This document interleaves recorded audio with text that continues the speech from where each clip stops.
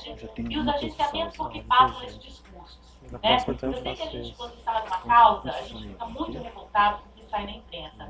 E eu também não vou fazer advogada da imprensa, porque isso ninguém conseguiu, né?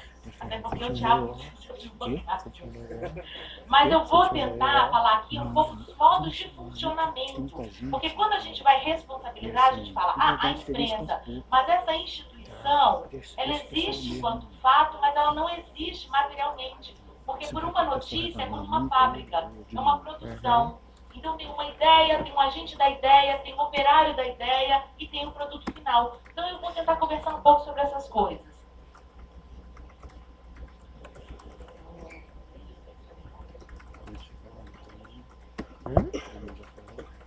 Só a Beth.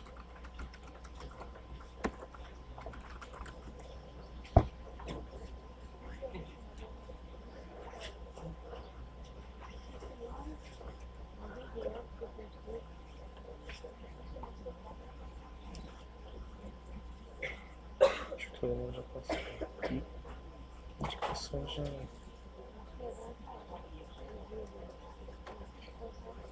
Só mais um pouquinho, gente. Só um pouquinho de conversa. Jair, vou falar igual da Atena. Me ajuda aí, hein, Jair? Me ajuda aí. Maria, fica baixando, fica um monte de gente. Mas abaixa, depois aumenta de novo. Todo mundo reclamando. Tá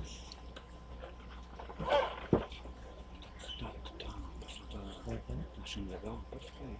Não, eu fui. Gente, vamos começar Ninguém falou então? nada, eu perguntei. Ninguém falou nada. Eu peguei essas duas capas de jornal porque agora eu sou professora de uma universidade de Minas Gerais, né?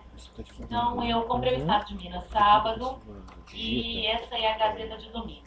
E não fora disso, eu não sei se vocês repararam, mas as duas manchetes dos jornais do Espírito Santo, que foram objeto da minha entrada, na segunda-feira, no domingo, saíram sobre educação. Vocês repararam?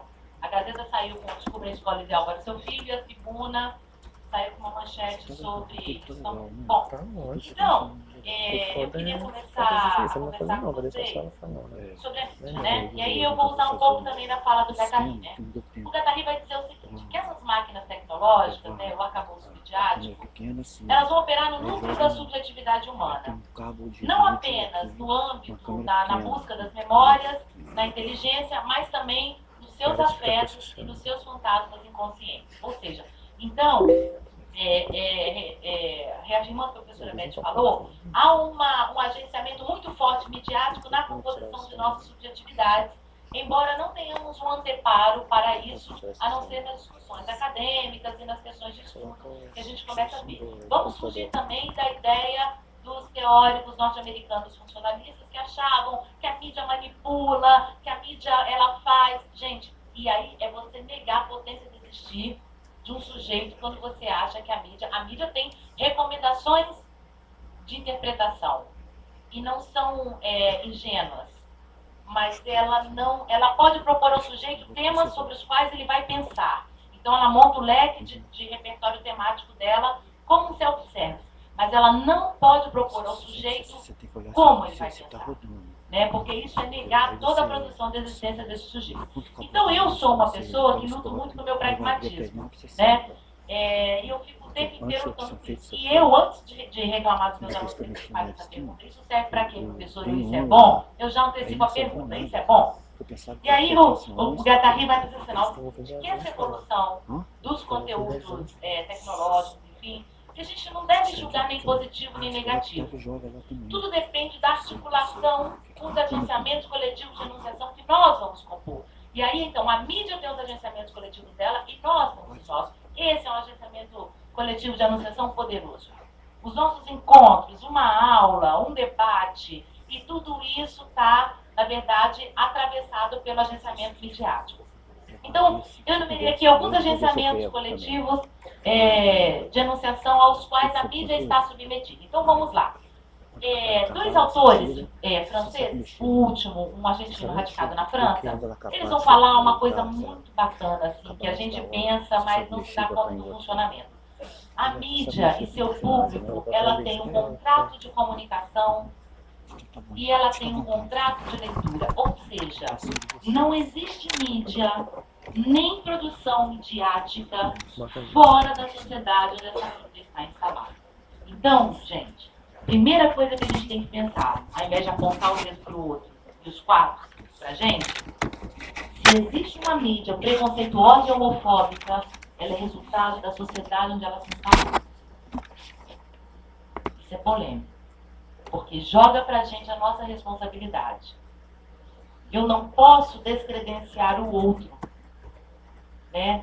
Eu não posso, eu tenho que me vigiar o tempo inteiro, né? Porque na medida em que eu falo, isso é coisa de mulherzinha, isso é coisa de bichice, isso é não sei o quê, eu estou enfraquecendo o movimento. E depois eu reclamo da mídia, que traz questões de nosso interesse de forma preconceituosa, né? Então, o Patrick Chayador e o Eliseu Veron vão falar o seguinte: entre o público e o seu veículo, a sua mídia, existe um contrato de comunicação. Por quê? Porque os mídias também, eles não são ingênuos. Eles precisam vender. E eles não vão noticiar nada que o público não reconheça. Então, naquele momento, no repertório de temas, na abordagem dos temas, é construída uma interface. Como é que a gente clica mesmo na internet? Constrói-se uma interface do público. E o público se reconhece e se projeta ali. É isso que faz a gente ir à banca e comprar uma revista como Carta Capital e não Veja, comprar um jornal como A Tribuna e não a Gazeta, ou a Gazeta e não a Tribuna, comprar uma revista como TPM e não Nova, e por aí vai embora. Existe um contrato de comunicação. E o Veron vai mais além. Dentro desse contrato de comunicação tem um contrato de leitura. Então tem invariantes referenciais, temáticas de meu interesse, abordagens que me interessam, assuntos que estão na ordem do dia, que eu quero ler. E a primeira página da mídia, segundo Eliseu Veron, é a vitrine do contrato de leitura. Eu olho e me reconheço. É com esse que eu vou. Né? Bom, o segundo agenciamento, e isso, gente, sofremos nós, público, leitor e espectador, sofrem os jornalistas muito. O segundo agenciamento é um agenciamento que eu estou chamando de controle social da redação, de um autor norte-americano chamado Arlen Britt. O Britt pesquisou, um sociólogo, pesquisou as redações norte-americanas e ficou muito impressionado no mau sentido com o que ele encontrou. Ele vai falar que esse controle social da redação não vai ser uma regra explícita, o jornalista não vai assinar isso no seu contrato de trabalho, mas que ele vai estar ali. Ele vai estar ali, como ar, invisível, porém presente. E ele tem como função que o jornalista se adeque à política editorial da sua empresa. Então, uma empresa, ela pode ter princípios éticos, princípios não sei o quê, mas em casa de enforcado não se fala em corda. Então, quando a Tribuna trouxe Roberto Carlos para o show, a Gazeta não noticia o show do rei. Quando o programa Jairo Maia traz Roberto Carlos, a Tribuna não noticia.